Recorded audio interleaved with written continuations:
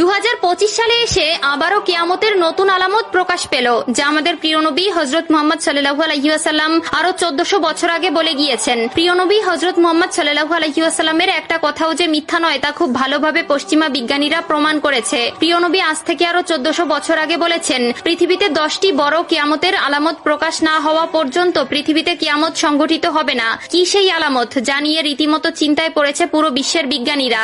আপনি যদি একজন মুসলিম হয়ে থাকেন তবে ভুলেও ভিডিওটি এড়িয়ে যাবেন না, কারণ আমরা আজকে আপনাদের জানাতে চলেছি প্রকাশিত হওয়া সেই কিয়ামতের আলামত সম্পর্কে। আর আপনি যদি আমাদের প্রিয় নবী হযরত মুহাম্মদ সাল্লাল্লাহু আলাইহি ওয়াসাল্লামকে ভালোবেসে থাকেন তবে অবশ্যই কমেন্ট বক্সে আলহামদুলিল্লাহ কমেন্ট করবেন আর ভিডিওটি শেয়ার করে দিতে ভুলবেন না, কারণ আপনার একটি শেয়ারে আরো অনেক মুসলিম ভাই ও বোনেরা কিয়ামতের এই আলামত সম্পর্কে জানার সুযোগ পাবে। তো চলুন বেশি কথা না বলে শুরু করা যাক আজকের এই ভিডিও। হাদিসে বর্ণিত আছে, কিয়ামত সংঘটিত হওয়ার পূর্বে পুরো পৃথিবী থেকে পবিত্র আল কোরআন উঠিয়ে নেওয়া হবে। প্রিয় দর্শক, কিয়ামতের নিকটবর্তীতার প্রমাণস্বরূপ কিছু আলামত প্রকাশ পাবে। এর মধ্যে কিছু হবে বড়